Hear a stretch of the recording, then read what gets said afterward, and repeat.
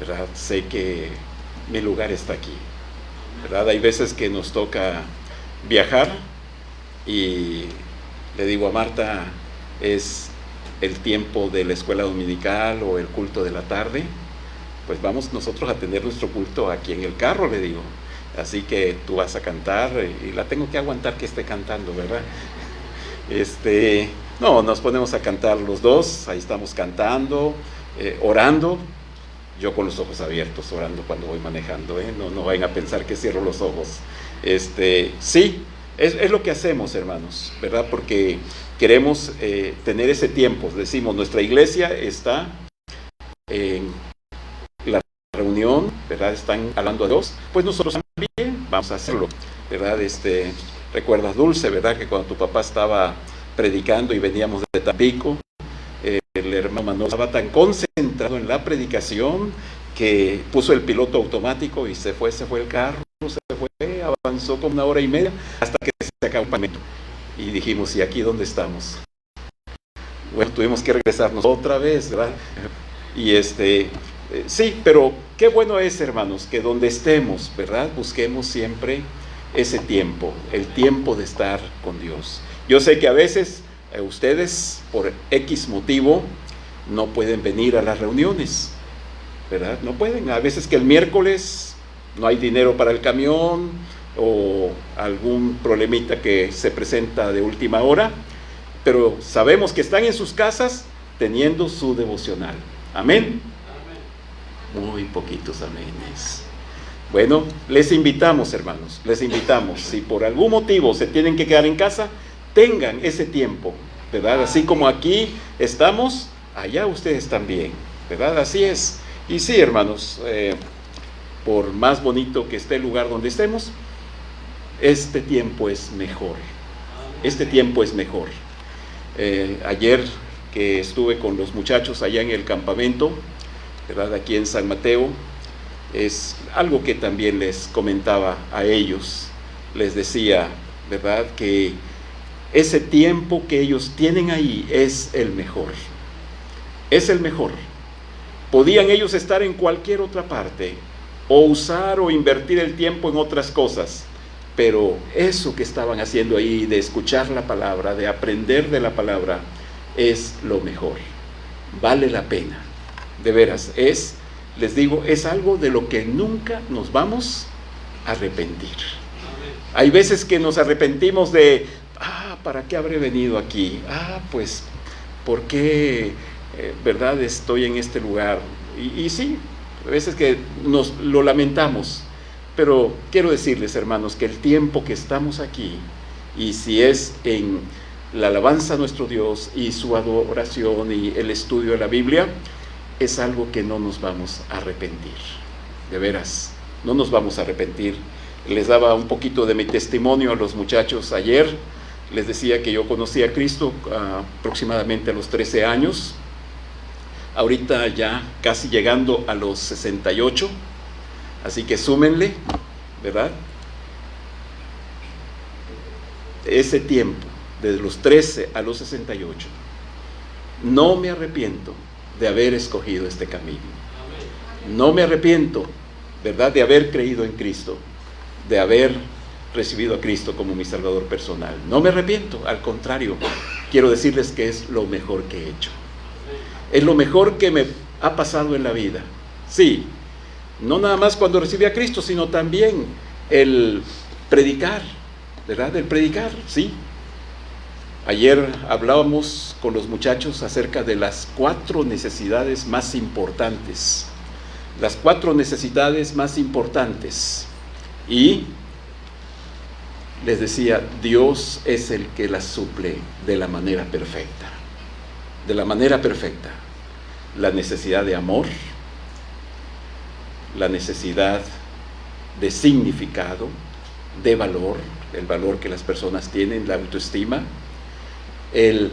la necesidad de propósito en la vida. ¿Qué propósito? ¿Para qué estoy aquí? Y la necesidad de seguridad. En este mundo tan inseguro que vivimos, bueno, Dios satisface de una manera plena, completa, esas 4 necesidades, de manera que nos hace sentir, ¿verdad? Pues que estamos completos, llenos, plenos, ¿verdad? Así es. Y, por ejemplo, la necesidad de propósito, por ejemplo, ¿verdad? El que realmente le da sentido a la vida es Dios. Es Dios. Hay veces que nuestra mente naufraga y se va por allá y por acá o en las cosas de este mundo, pero no hay mucho propósito, no hay mucho sentido, que cuando, ¿verdad?, servimos a Dios.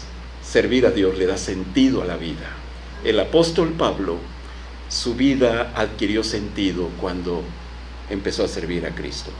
Cristo era el que le daba sentido y propósito a la vida del apóstol Pablo, ¿verdad? Así que, hermanos, no hay más que, ¿verdad?, pensar en ello.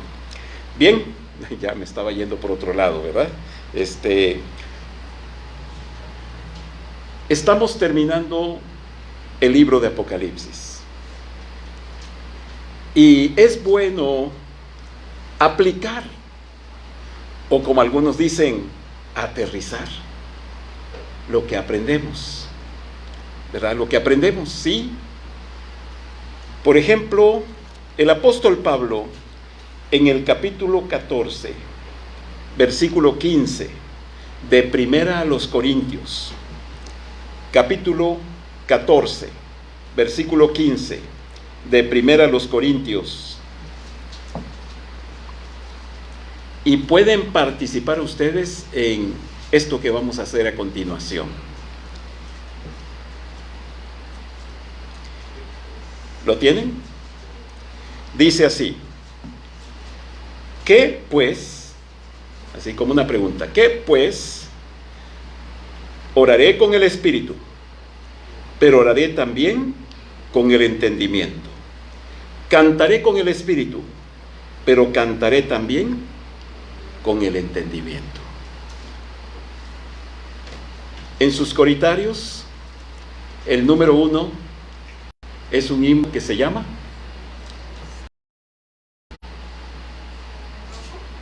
en los coritarios, viene otra vez. Hemos estado estudiando el libro de Apocalipsis. Hemos estado aprendiendo el orden de los eventos futuros, de los acontecimientos del porvenir. Lo que sigue, ¿qué sigue? Bien, y estamos viendo este himno.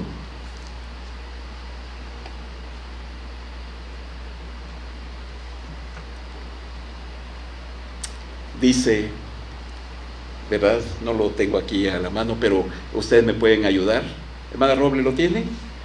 Sí, lo tiene. A ver, lea la primera estrofa. Sí, léala fuerte. Canten los ángeles con dulce voz, canten los hombres con sonora voz. Cristo vendrá, nuestro Rey vencedor, Cristo vendrá otra vez. Muy bien, es un hermoso canto. Esta primera estrofa nos está diciendo que Cristo va a venir otra vez. Va a venir otra vez. El Señor Jesucristo en el Evangelio de Juan, capítulo 14, dice: volveré, vendré otra vez. Ahora, Cristo vendrá otra vez. Pero, ¿cuál es el evento más próximo de esto que va a ocurrir? El arrebatamiento. Tenemos dos cosas: el arrebatamiento y su segunda venida. El arrebatamiento y su segunda venida. Entre el arrebatamiento y su segunda venida hay un acontecimiento que llamamos la gran tribulación. La gran tribulación. Esta primera estrofa, ¿a qué se refiere? ¿A cuál de estos dos eventos? ¿Al arrebatamiento o a su segunda venida? Bien, vamos a ver el coro. Hermano José, ¿tiene el coro? O si no, alguien que lo tenga, que lo lea. Viene otra vez, en gloria viene al mundo otra vez, viene otra vez, Él viene pronto a reinar. ¿El coro a qué se refiere? ¿Arrebatamiento o su segunda venida? Segunda venida. Segunda venida. ¿Ok? Vamos a ver. Marta, ¿lo tienes? Tercera estrofa. Ver en la tierra. Perdón, era segunda, ¿verdad? Segunda estrofa. Ver en la tierra los aires del mar, grandes señales cumpliéndose ya, todo indicando que pronto vendrá nuestro glorioso Señor. ¿A qué se refiere? ¿A cuál? ¿Al arrebatamiento o a la segunda venida? Dice cumpliéndose ya, Ajá. en la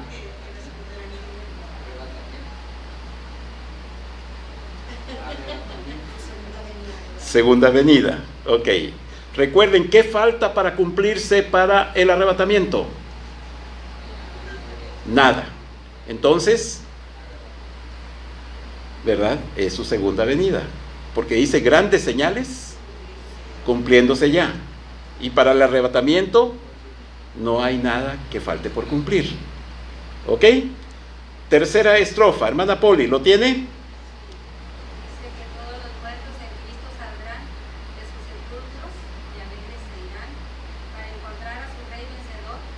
Cristo vendrá otra vez. ¿A qué evento se refiere esta estrofa? Al arrebatamiento. ¿Sí? Entonces, unas estrofas se refieren a su segunda venida y esta estrofa se refiere al arrebatamiento. Y por último, Nadia, ¿lo tienes?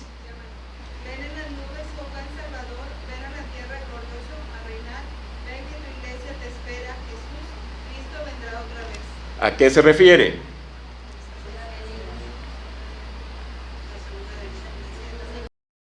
¿A qué se refiere? Las dos cosas. Las dos cosas. Exactamente. ¿Tu iglesia te espera para que el Señor venga a reinar? Cuando Cristo venga a reinar, ¿su iglesia lo va a estar esperando? No. No. Cantaré con el Espíritu, pero cantaré también con el entendimiento. A veces nos gustan los cantos, pero a veces la doctrina no está bien. Está como el himno, cuán gloriosa será la mañana.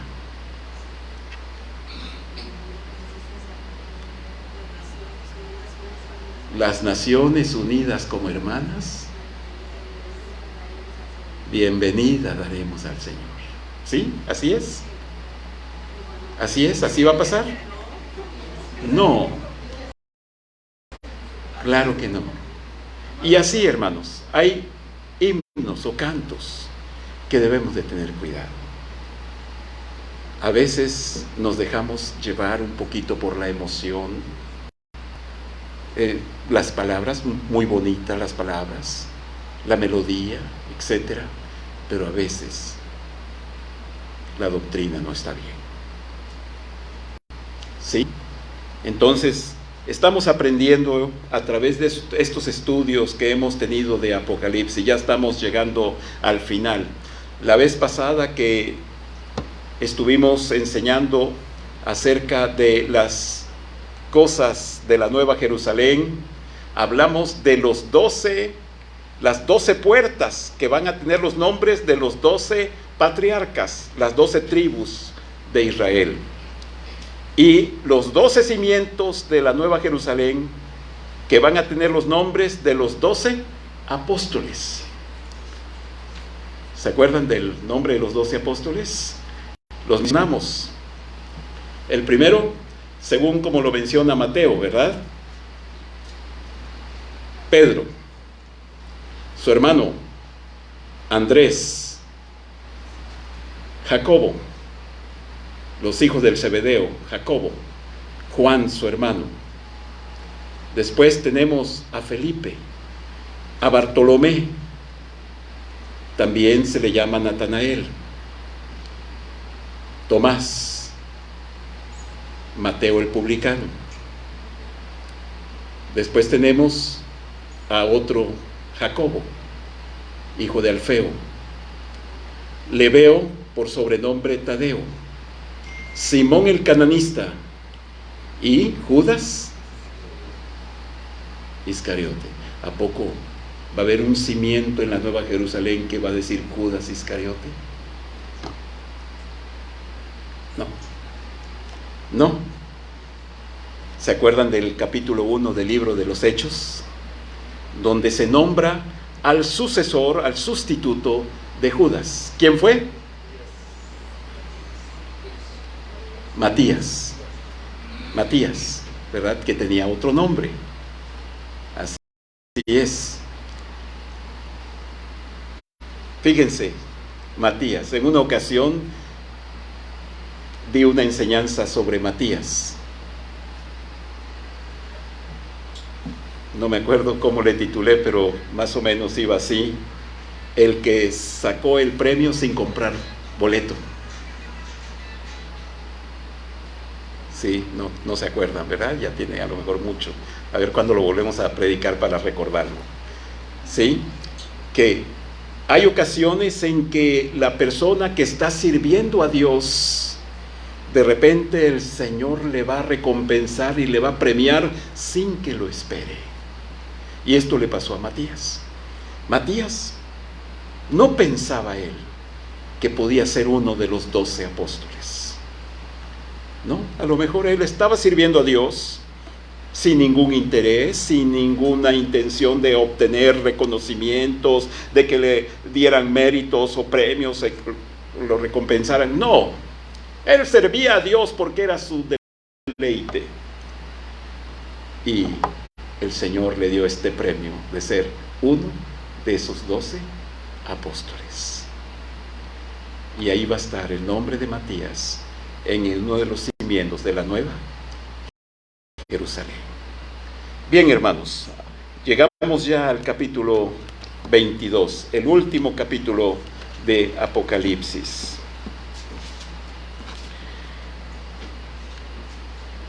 Aquí, hermanos, en este capítulo nos encontramos como al principio, como si estuviéramos en el comienzo de Génesis 1:1.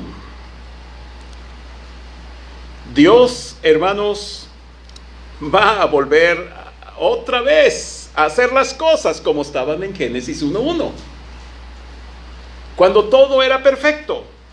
No de Génesis 1:2, no, Génesis 1:1. Todo era perfecto. ¿Sí? Así va a ser. Llegamos al capítulo 22, fin de Apocalipsis. ¿Qué está haciendo Dios? Otra vez, como dice Génesis 1:1, cuando todo era perfecto, ¿verdad? Vean ahí en Eclesiastés capítulo 3, verso 15. Eclesiastés capítulo 3, verso 15.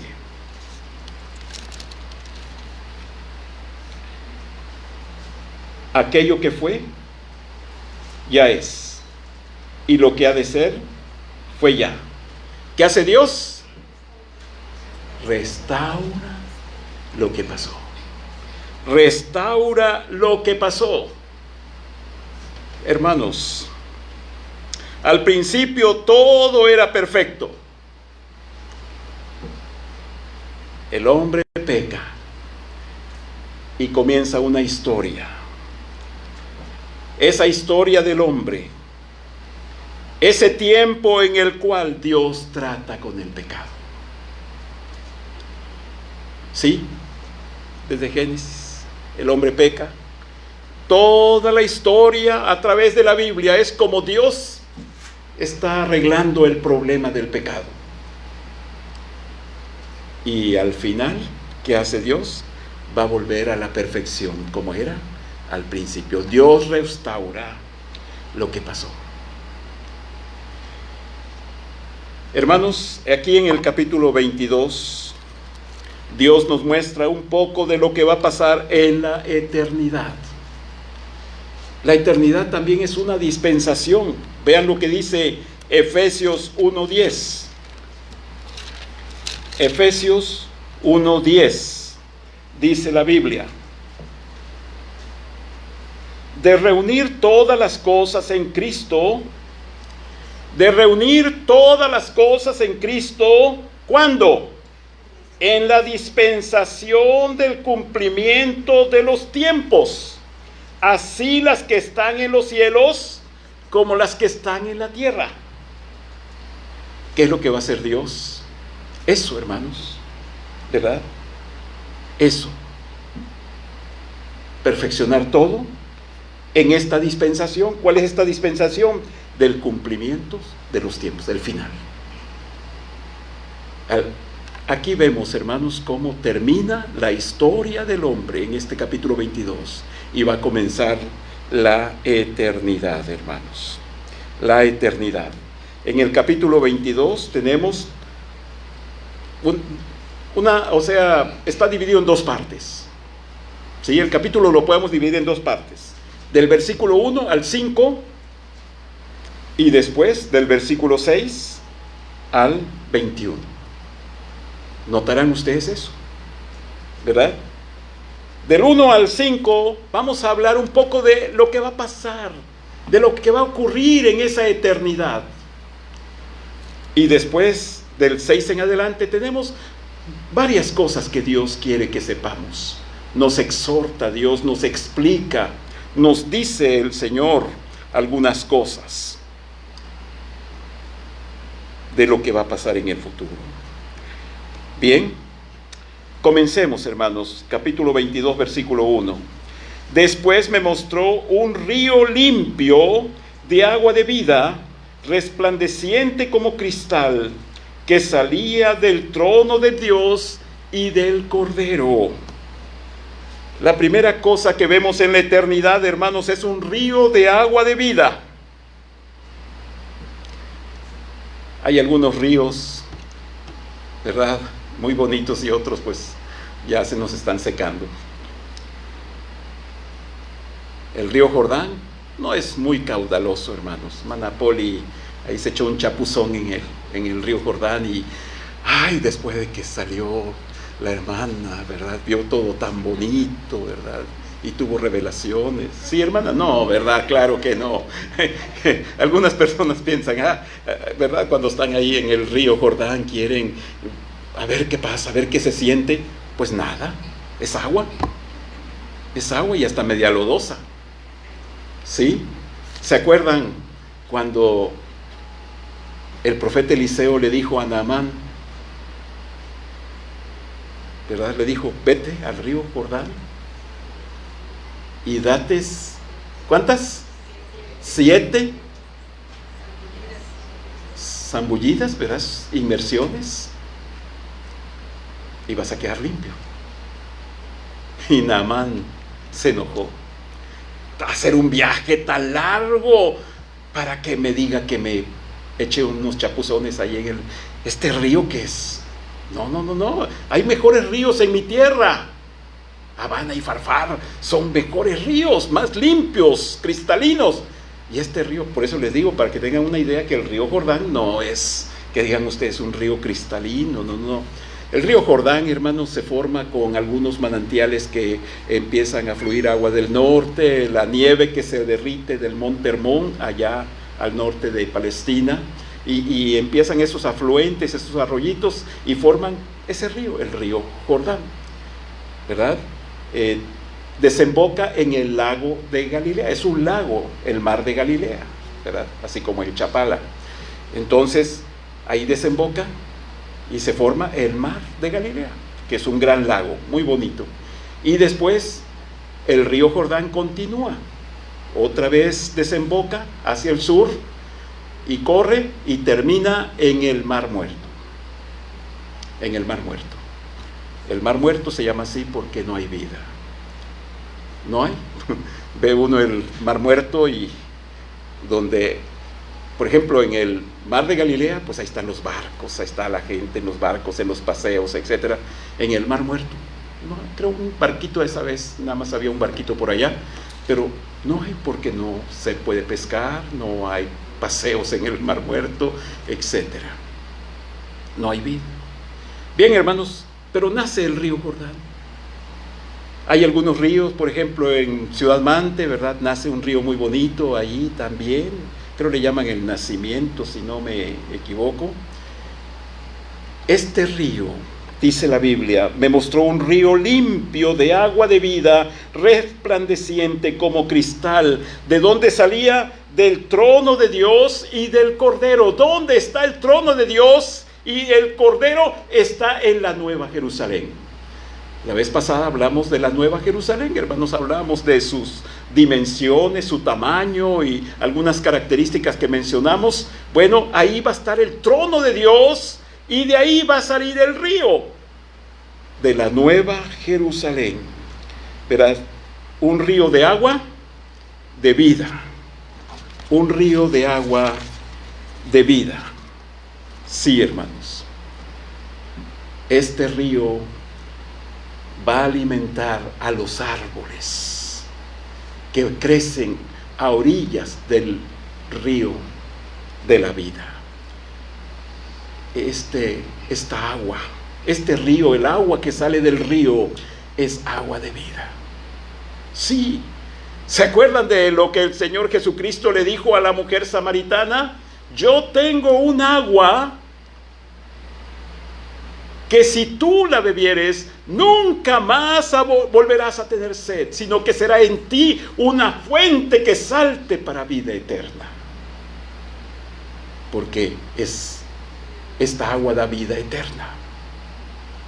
Da vida eterna esta agua.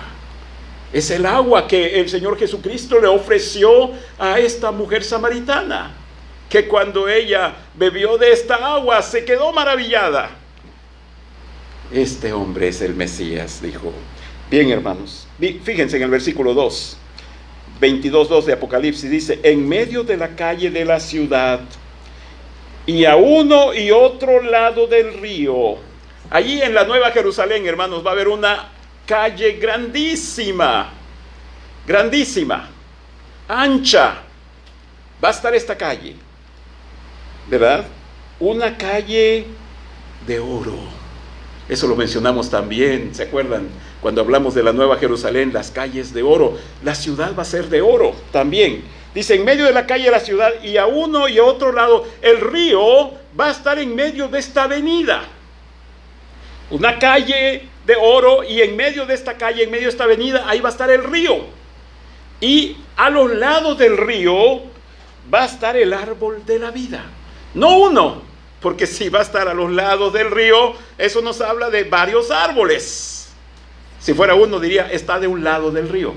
Pero dice que, ¿verdad? Está, dice, a uno y a otro lado del río. Así que son hileras. Quiero que se lo imaginen, hermanos. Está el río, a los lados del río, hileras de árboles de la vida, que produce 12 frutos, dando cada mes su fruto, y las hojas del árbol eran para la sanidad de las naciones.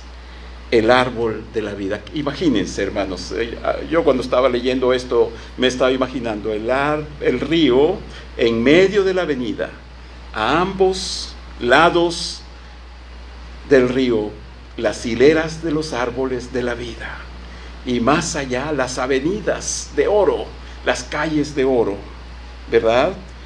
Así es, hermanos.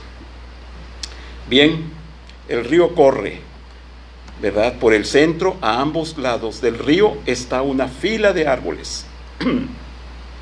Son muchos árboles que producen, ¿verdad?, este fruto, el fruto del árbol de la vida, de la vida. Este fruto, hermanos, es para vida eterna. Primero, estos árboles se alimentan del río de la vida, este río que tiene agua que da vida eterna.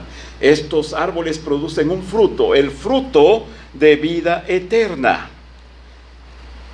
Este fruto, hermanos, dan vida eterna al cuerpo físico. Dan vida eterna al cuerpo físico. Vamos a ver un pasaje, hermanos. Como les dije, estamos regresándonos a Génesis. Así que vamos a abrir la Biblia en Génesis 3:22. Génesis 3:22. Y dijo Jehová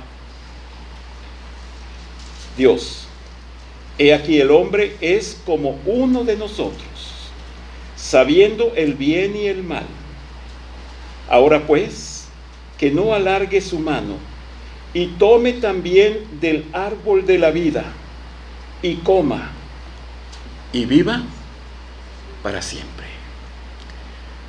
Ustedes recordarán, hermanos, que había 2 árboles en el jardín del Edén donde vivían Adán y Eva. Y Dios les había dado un mandato: de todos los árboles del huerto pueden comer, menos del árbol de la ciencia del bien y del mal, porque el día que de él comieres, van a morir. La serpiente, Satanás usó a la serpiente, a este animalito, sí, porque en el futuro va a haber serpientes. No piensen que no va a haber serpientes, va a haber serpientes. No le tendremos miedo, las mujeres no le van a tener miedo, ¿verdad? Son las que principalmente le tienen miedo a la serpiente. Uno que otro de los varones también le tenemos miedo, ¿verdad? Pero las mujeres principalmente. Bueno, Satanás usó a la serpiente.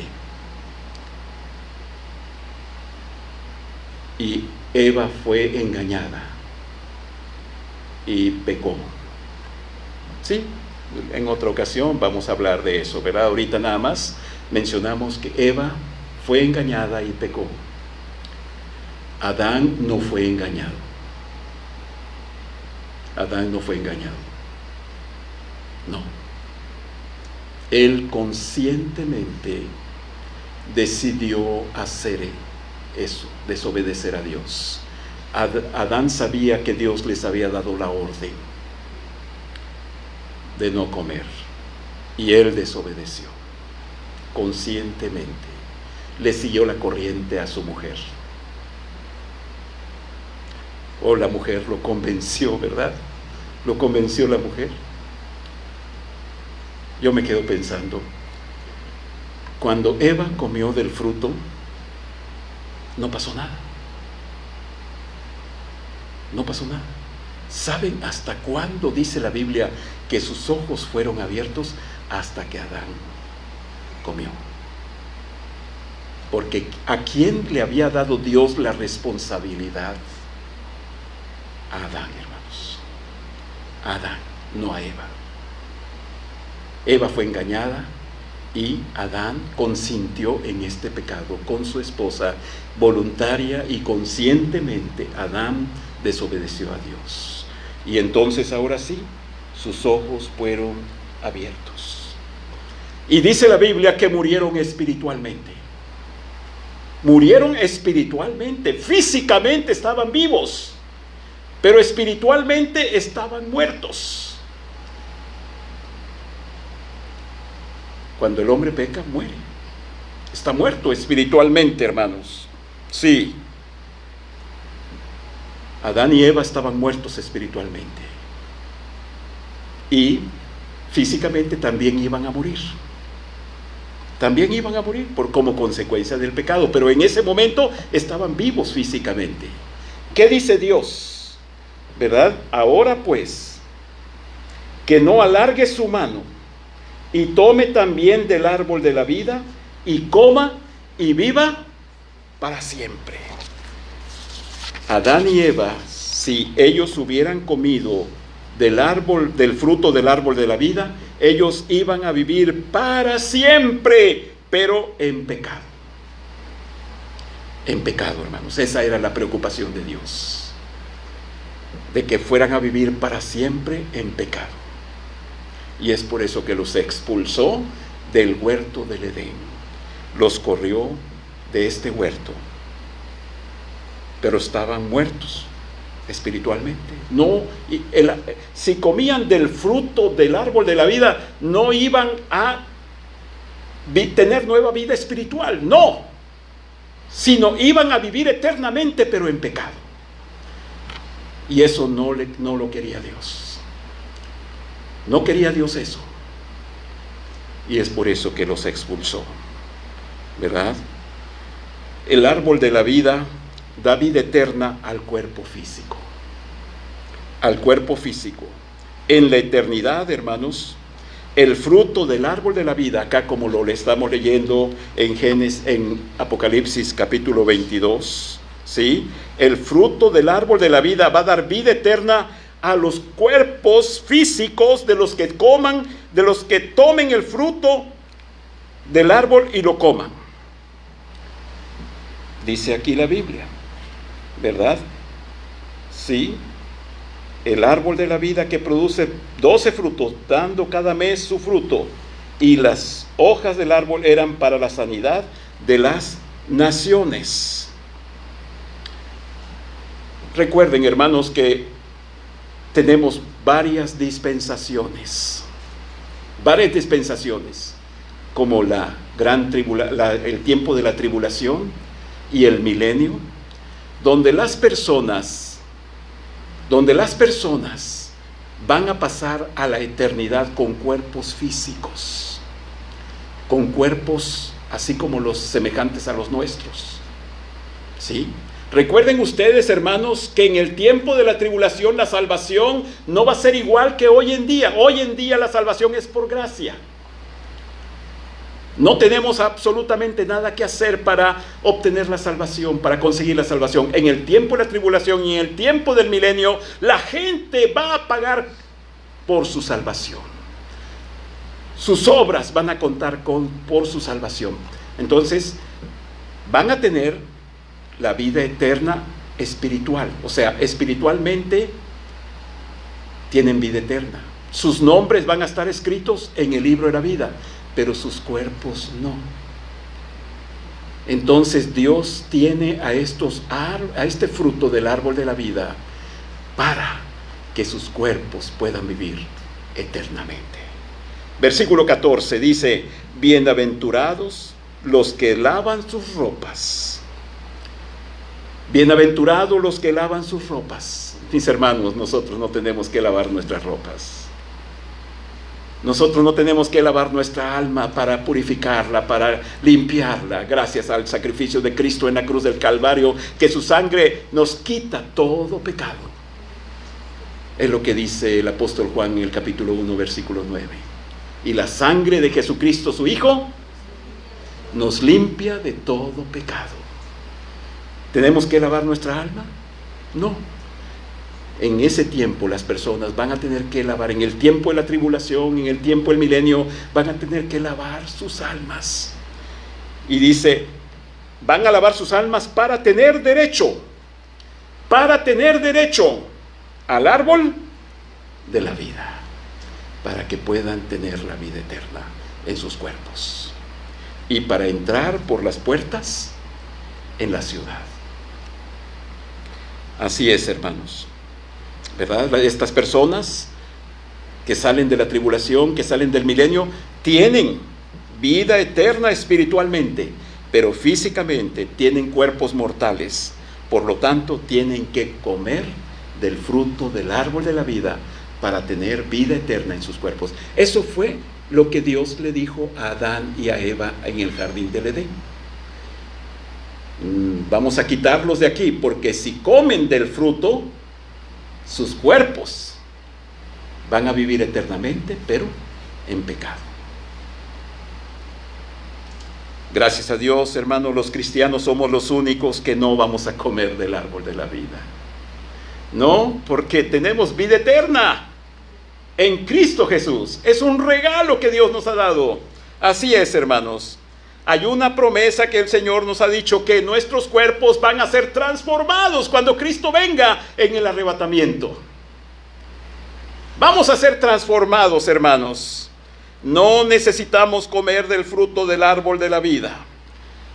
Para este tiempo, hermanos, nosotros ya tendremos cuerpos inmortales y glorificados, eternos e incorruptibles, porque recuerden que vendremos con Cristo. La nueva Jerusalén es el hogar donde vivirá la iglesia. No habla de que la iglesia va a tener que comer del fruto del árbol de la vida. No lo necesitamos. La sangre de Cristo es suficiente para quitarnos todos nuestros pecados y darnos vida eterna. Vean, hermanos, unos versículos, ¿verdad? Ahí en Primera de Corintios capítulo 15. Primera de Corintios capítulo 15.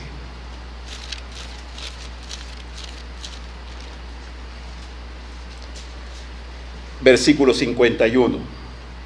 Primera de Corintios 15, 51. No vino el hermano de que nos da la agüita, ¿verdad? No vino. Bien. Primera de Corintios 15, 51. He aquí os digo un misterio. No todos, mis hermanos, ¿qué estamos esperando nosotros? ¿La muerte? No, esperamos a Cristo. Ese debe ser nuestro pensamiento, hermanos. Estamos esperando que Cristo venga en cualquier momento. Sí, nuestro Señor Jesucristo va a venir y nos va a llevar con Él. He aquí os digo un misterio, no todos dormiremos. ¿Por qué? Porque si Cristo viene, no moriremos. Pero todos, ¿qué? Seremos transformados. Todos seremos transformados. ¿Necesitamos comer del fruto del árbol de la vida para tener vida eterna en nuestros cuerpos? No, todos seremos transformados. En un momento, en un abrir y cerrar de ojos, a la final trompeta, porque se tocará la trompeta y los muertos resucitados, incorruptibles, y nosotros seremos, si estamos viviendo, ¿qué va a pasar con nosotros? Seremos transformados, porque es necesario que esto corruptible se vista de incorrupción y esto mortal se vista de inmortalidad. Mis hermanos, en el arrebatamiento vamos a ser transformados. Nuestros cuerpos van a ser semejantes al de nuestro Señor Jesucristo. Filipenses, vamos a ver Filipenses capítulo 3. Filipenses capítulo 3, versículo 20. 3:20. Mas nuestra ciudadanía está en los cielos, de donde también esperamos al Salvador, al Señor Jesucristo. Estamos esperando a Cristo, mis hermanos. ¿Qué dice el versículo 21? Léanlo conmigo. El cual transformará el cuerpo de la humillación nuestra para que sea semejante al cuerpo de la gloria suya, por el poder con el cual puede también sujetar a sí mismo. ¿Cómo va a ser nuestro cuerpo? Como el de Cristo. Como el de nuestro Señor Jesucristo. Cuando Cristo resucitó, hermanos, su cuerpo era diferente. Era diferente. Así va a ser, hermanos. También el cuerpo que nosotros vamos a tener va a ser semejante al de nuestro Señor Jesucristo. Mis hermanos, los que vivan en ese tiempo van a tener que lavar sus ropas para tener derecho, lavar sus ropas porque van a tener ya la vida eterna espiritualmente, ¿sí? Porque sus nombres están escritos en el libro de la vida, porque eso les da derecho de entrar a la Nueva Jerusalén, pero sus cuerpos para tener la vida eterna van a tener que comer del fruto del árbol de la vida, para ahora sí ser inmortales, incorruptibles.